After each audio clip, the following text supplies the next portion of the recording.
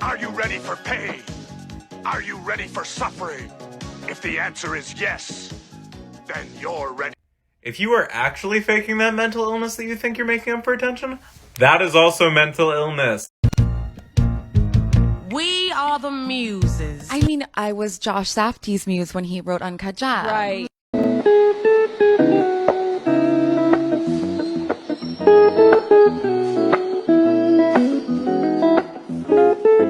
Hi guys, I'm back for another little episode of being fat in Australia.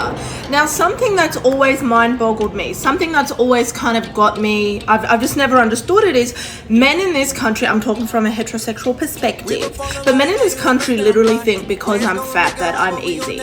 Men honestly think in this country because I'm fat that means that I'm gonna sleep with you. And let's also add black into that because we're gonna recognize my intersectionality, honey, but that's for another video. But they honestly think because I am a bigger woman that they can get with me because I'm fat and I'm supposed to be insecure and I'm supposed to, you know, hate myself. It's like, no, like, oh, nice try. Samuel, that's not very nice. Does your mother know you're doing that? And if she does, honey, she needs to be re-educated. Plus size women, honey, us curvy women, us fat women, we don't want you. No, you're giving me, you know, small booty energy. I'm not here for it. No, thank you. I'm not desperate. Are you? Because you're looking desperate. Okay, I was not expecting that video to blow up like that, but I'm glad to see a lot of white women peep game in the comments. I'm proud of y'all, okay? So new series, celebrity white women who get away with being complicit. And also the performative active. As always, open discussion in the comment section. Let's remain objective and let's go based off the facts. Stop with these personal attachments to these celebrities. It's sad, honestly. It's very sad. Alright, with Billie Eilish, I can't say I'm surprised. However, I was disappointed. And I really wanted to believe otherwise because I genuinely enjoyed this child's music. And when I saw, especially last year, you know, during the whole George Floyd thing, and she was using her platform, you know, to uplift black voices, now that's all thrown away. That now it's all performative. She's literally in a relationship with a racist and homophobic man. A homophobic man while she queerbaits. This is unacceptable. You are the company you... I've already responded to this comment, but I thought it was such an interesting one that lots of people would benefit from, so I thought it'd be cool to do a video too. So this lady was being approached by people who wanted to sell her their shake diet, and despite saying she wasn't interested, she felt like they kept coming, and so she wanted some safe responses to turn to prevent this kind of behaviour. So I gave her 3.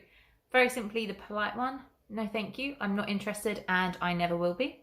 The to the point one, leave me the fuck alone. Or the piercing one, and you have to ask these questions with genuine interest, and this just helps that person think more or think twice about their fatphobic assumptions and behaviour. So something like, oh, I love my body. Do you think I need to change it? Or, well, you know, I normally talk to my health professional about this, but what qualifications do you have? Or, I love my weight. Why do you think this product's right for me? Good morning. So I'm getting ready for work. And my mind started wandering. And it kind of landed on white privilege. And I hear all these people about, you know, white privilege doesn't really exist. So I'm thinking, I'm an immigrant. I don't really have to worry about, you know, being out and about when the Red Hat Society or have a stupid MAGA rally or whatever. Because I blend in. I have black co-workers. They got caught in the middle of one of them rallies or parades, and they were cussed out. I was in the same spot. Nobody even looked at me. So that is white privilege. Hey, pros, I just got these magic glasses. Oh, word? What do? They reveal the workings of the hidden world beneath the surface. Well, okay, let me try one. These help you see class issues better. Take a look at this Will Smith situation and tell me what you see. I see an unspoken rule being broken. Word? Yeah, because rich people aren't supposed to physically fight other rich people. That's what poor people are for. Word? Yeah, I had this taking place on a street corner between two commoners. the full weight of the law would have been levied and another entry point into the prison industrial complex would have been created. These help you see issues of sex and gender. Tell me what you see. Oh, wow. I see a woman being blamed for the toxic masculinity of two men. She's broken the code of conduct that men have set for women in this society, and as such, it's her fault that she's subject to such malicious jokes. And she's also being blamed for being visibly hurt by those jokes and expressing her displeasure to her husband, making her responsible for the actions of Chris Rock and Will Smith. Just another example of the patriarchy at work. These glasses help you see through the lens of race. Tell me what you see. You really want me to say this on camera? Just go ahead, it'll be fine. Or can I use two glasses at once? Excellent choice. I see a moment in history where a black man was filmed standing up for a black woman for the world to see. Was it a perfect moment? No, because the consequences to Will Smith's career and inevitably any other black men trying to follow in his footsteps could be severe, both on a professional level, a legal level, and a physical level. But was it a needed moment? Yes, especially given the toxic climate of misogyny that's currently on the rise in the black community. We all needed to see a black man stand up for a black woman and say consequences be damned. Now say the rest. So there's also the question of moral equivalency, because so many people are quick to say who should be sued and who should go to jail and who should get what consequences. But the reality is we still live in a society where black men and black women are being murdered on camera by police officers, no less. And there is more bipartisan rage over a slap incident where at the end of it, both black men were left standing and very much alive than a situation like Amir Locke where he was not. I just love when misogynists end up in my comment section. I got some news for you. The video you're running with that she made is a fucking lie. A, black people are not a communicable disease, neither are Jewish, and B, here's your evidence. The apparent article about the unvaccinated being banished to the back of the plane is bull, and Reuters is the least biased fact-checking source, I might add.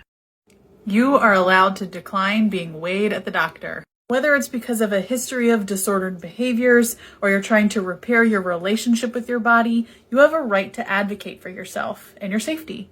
So some simple phrases that you can use that you may want to practice ahead of time so you say them very confidently when you're in the doctor's office. First is a very polite but very direct, "No thank you, I do not wish to be weighed today."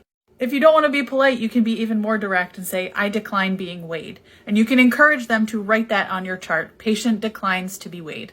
If you feel comfortable enough, you can come at it with an emotional approach. "Weight is a sensitive topic for me, and I do not wish to be weighed." Now that one could prompt further questioning from your provider's office.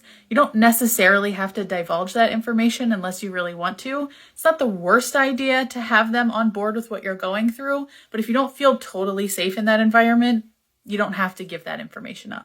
Now, if you're getting a lot of pushback or pressure or questioning, what is the necessity of weighing me today? And you can take this one a step further. I only consent to being weighed for medically necessary reasons. And if there is a medically necessary reason for you to be weighed that day, you can step on the scale backwards and you can ask them not to say the number out loud. Practice these until you get comfortable with them and remind yourself that you're not being rude or annoying or needy. You're making sure that your visit to the doctor is as safe as it possibly can be. And if your doctor doesn't agree to this, find a new one. That's on Amazon? Where you get that? Why is it so easy to accept that doggos come in a variety of sizes and shapes and even come with varying health conditions? Like my little dachshund, probably not going to have Shakira hips forever.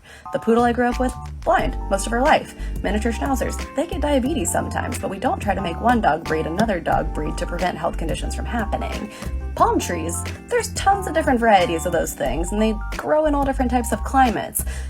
So why would humans be exempt from diversity of body shape and size? And why are we trying so hard to erase that? I gotta put me first. I gotta put me first. I gotta put me first, Lucius. I promise you.